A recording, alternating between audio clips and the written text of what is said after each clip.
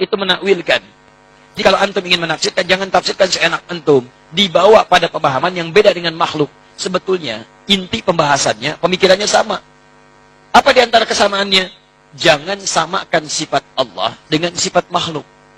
Tanzihu sifatillahi subhanahu wa ta'ala al-khaliq min sifatil makhluk.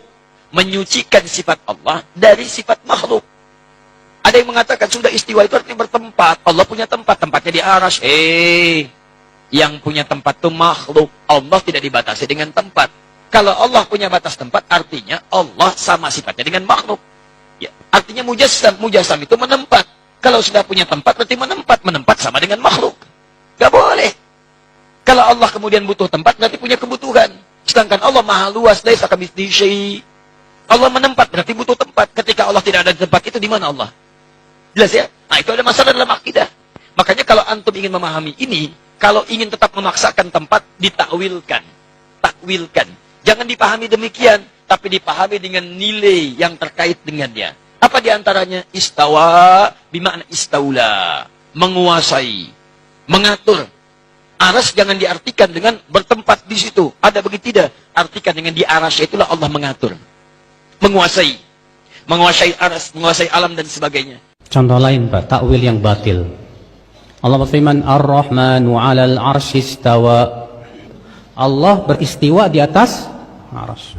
Allah beristiwa di atas aras. Apa kata mereka? Istiwa itu dalam bahasa Arab ada 6 makna. Mana yang dimaksud dari istiwa tersebut? Kata mereka, tidak mungkin secara akal Allah beristiwa di atas aras.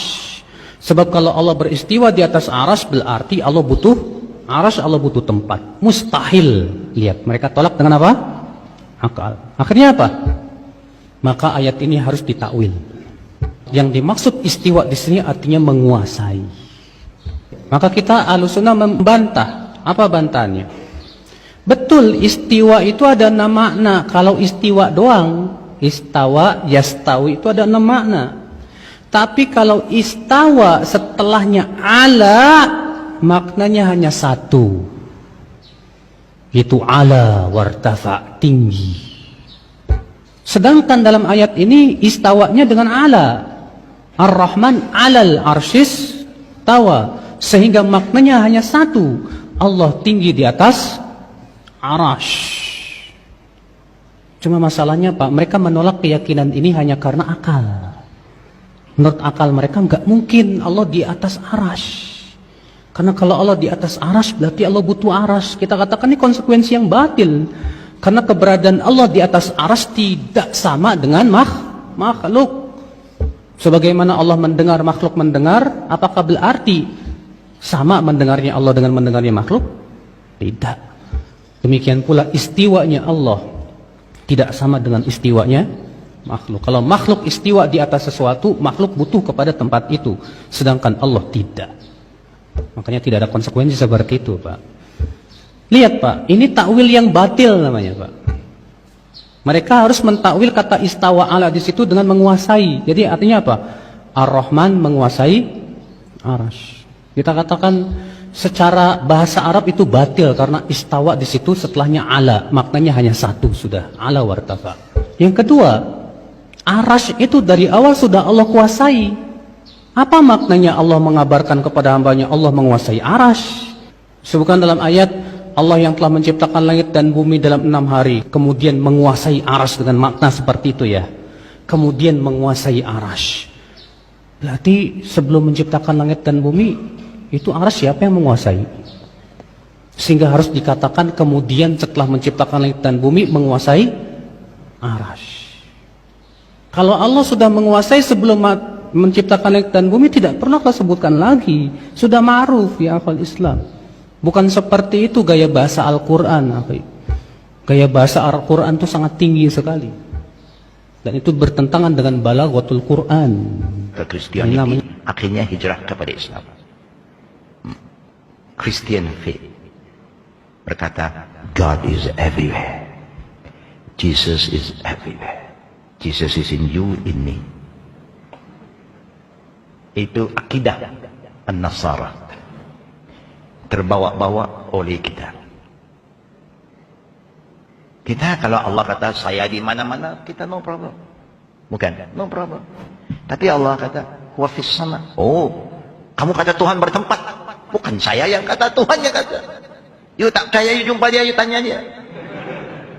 Itu saja. Saya tak cakap apa, ini Allah yang cerita tentang keadaannya.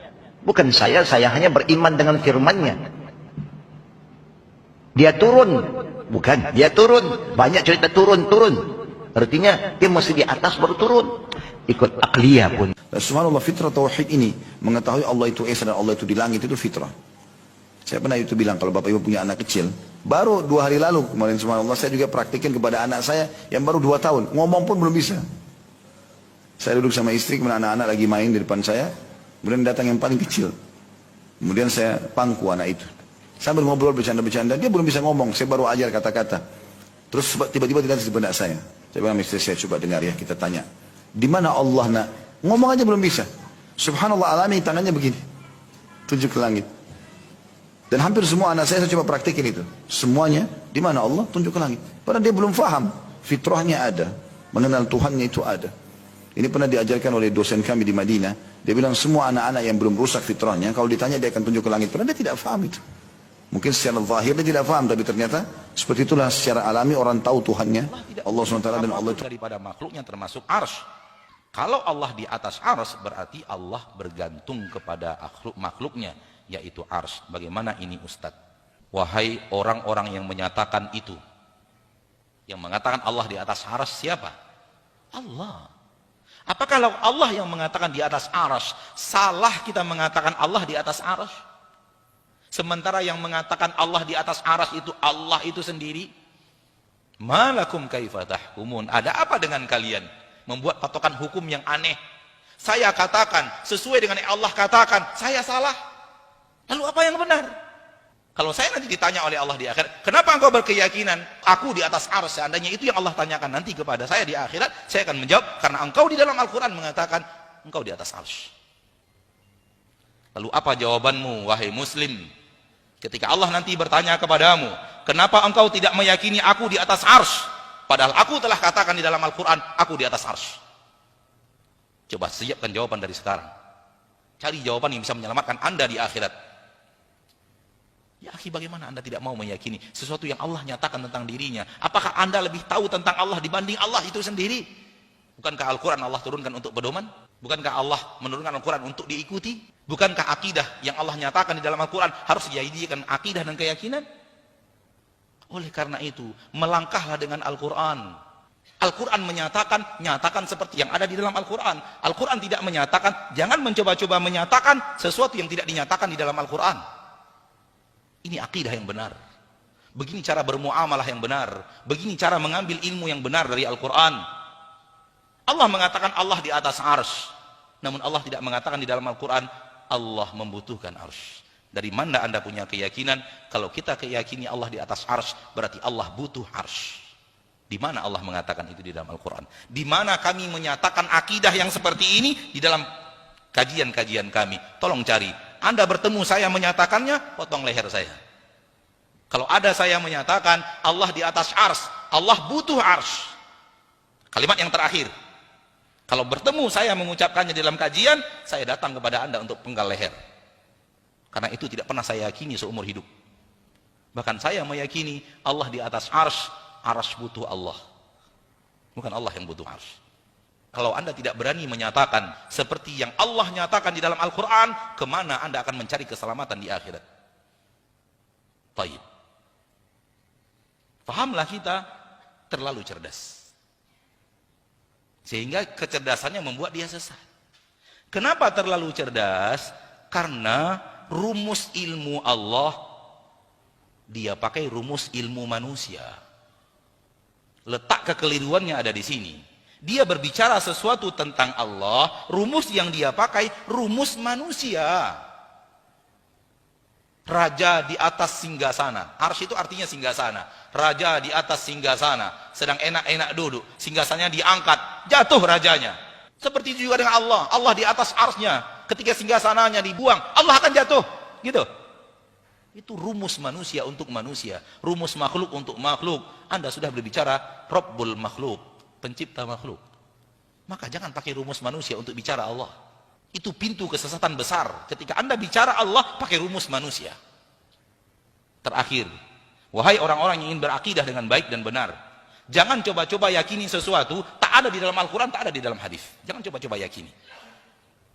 Kalau Anda ingin selamat akidah Anda, cukuplah yakini apa yang ada di dalam Al-Quran, apa yang ada di dalam hadis. Kalau Anda tambahkan, Anda sesat.